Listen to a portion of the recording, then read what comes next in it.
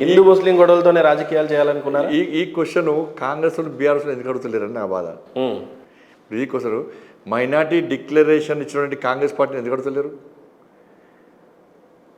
కేవలం ముస్లిం vote bank ద్వారా అధికారంలోకి వస్తాము, 15 నిమిషాలు సమయం వస్తే ఇందులో నరికి చంపుతామని చెప్పి కేవలం ముస్లిం మతం కోసం పనిచేసేటువంటి ఎంఏ పార్టీని ఎందుకు అడుగుతలేరు? దాంతోపాటు ఈ ఎంఏ పార్టీ మద్దతుతోనే అధికారం చెలాయిస్తామని చెప్పిన బీఆర్ఎస్ పార్టీ ఎందుకు అడుగుతలేరు? ఇవాళ తప్పేముందండి? ఇప్పుడు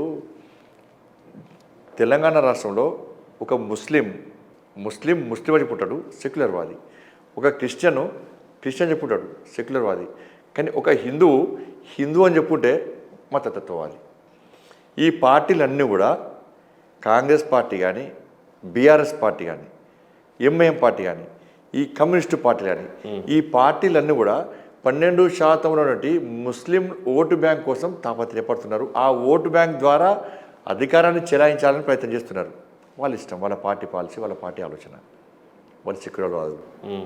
ఈ తెలంగాణ రాష్ట్రంలో వాళ్ళు సెక్యులర్వాదు. వాళ్ళు ఇలా 80% ఉన్న హిందువుల ఆశ ఏంది, ఆలోచన ఏంది?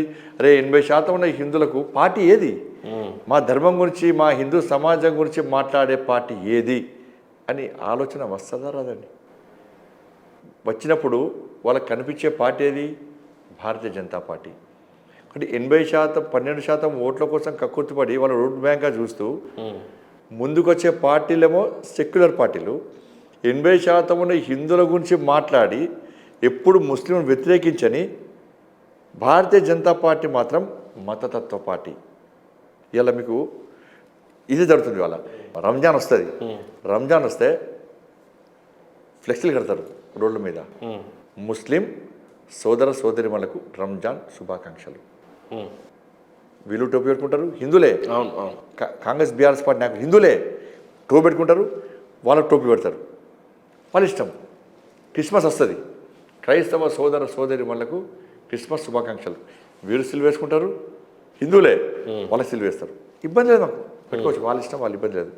ఒక దసరా వస్తుందండి, ఒక దీపావళి వస్తుంది, ఒక ఉగాది వస్తుంది, ఒక సంక్రాంతి వస్తుంది, ఒక భవానీ మన దేవి నవరాత్రోత్సవాలు వస్తాయి, ఒక హనుమాన్ జయంతి వస్తుంది. ఏం పెడతారండి ఈ కాంగ్రెస్ బీఆర్ఎస్ పార్టీ నాయకులు? ఏం పెడతారు?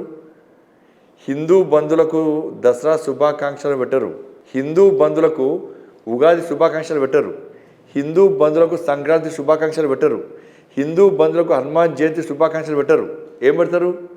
కరీంనగర్ ప్రజలకు దసరా శుభాకాంక్షలు, హైదరాబాద్ ప్రజలకు దీపావళి శుభాకాంక్షలు, వరంగల్ ప్రజలకు సంక్రాంతి శుభాకాంక్షలు, ఆదిలాబాద్ ప్రజలకు ఫలానా పండుగ శుభాకాంక్షలు. హిందూ అన్నాడు. అంటే హిందూ అనేటువంటిది అంత నిషేధిత పదం. అది హిందూ అని చెప్పుకుంటే తప్పేంది అని నేను అంటున్నా. ముస్లిం అని చెప్పుకున్నప్పుడు సెక్యులర్ అప్పుడు హిందూ అని చెప్పుకుంటే ఎందుకు మతతత్వం అవుతాడు? కాబట్టి మేము ఫస్ట్ చెప్పినాను, మేము మాది మతతత్వ పార్టీ అయితే త్రిపుల్ తలాక్ను ఎందుకు రద్దు చేస్తాం మేము? ఇవాళ నరేంద్ర మోడీ గారు అనేక సంక్షేమ పథకాలు ఇస్తున్నాడు. ప్రధానమంత్రి రోజ్గార్ మేళా పెడితే బియ్యం ఇస్తున్నాం, ఒక హిందువులకి ఇస్తున్నామా? ముస్లిం తీసుకుంటారా, క్రిస్టియన్ తీసుకుంటలేరా? స్వచ్ఛ భారత్ మిషన్ పేరు మీద టాయిలెట్స్ కట్టించినాం, ఒక హిందువులకన్నా ఇచ్చిన నరేంద్ర మోడీ గారు. ముస్లిం తీసుకుంటారా, క్రిస్టియన్ తీసుకుంటారా? వ్యాక్సిన్ ఇచ్చినాం, ఫ్రీ వ్యాక్సిన్ ఇచ్చినాం. ఇవాళ నరేంద్ర మోడీ గారు ఫ్రీ వ్యాక్సిన్ ఇవ్వకుంటే ఎంతమంది పేదోళ్ళు ఇవాళ ప్రాణాలతో ఉందరు? ఒక వ్యాక్సిన్ విలువ ఎంత అండి? 5,000 రూపాయలు, 10,000 రూపాయలు కార్పొరేట్ హాస్పిటల్లో. ఇలా ఫ్రీ వ్యాక్సిన్ ఇవ్వకుంటే వాళ్ళు తెలంగాణ రాష్ట్రంలో ఎంతమంది పేదోళ్ళు ప్రాణాలతో ఉండేవారు? అది ఓన్లీ హిందువులకు ఇచ్చినామా? ముస్లిం తీసుకుంటారు, క్రిస్టియన్ తీసుకుంటారు. నేషనల్ హైవేస్ ఇష్టం, రోడ్ల మీద ఒక హిందువులే పోతారా, ముస్లిం క్రిస్టియన్స్ పోతలేరా?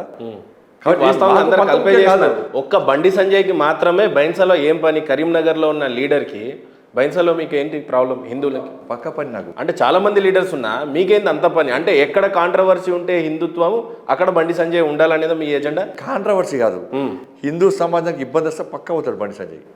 ఎక్కడికైనా పోతాం, నీకు అవకాశం ఇస్తే ఏ రాష్ట్రానికి పోతా, ఇంకా అవకాశం ఏ దేశానికైనా. అంత బండి సంజయ్ అవసరం ఏముంది బైన్సాలో? అక్కడ లా అండ్ ఆర్డర్ లేదా, కోర్టులు లేవా, చట్టాలు లేవా? లేకనే కదా, అవి లేకనే కదా. ఇప్పుడు బైన్సాలో హిందువుల ఇళ్ల మీద దాడి చేశారు, ముస్లింల ఇళ్ల మీద హిందువులు దాడి చేయలే. హిందువుల ఇళ్ల మీద ముస్లిమ్స్ దాడి చేశారు. ఎందుకు దాడి చేశారు? ఏ గొడవ జరిగింది? చిన్న గొడవ. అది హిందూకి సంబంధించి కాదు, ముస్లింకి సంబంధించి కాదు.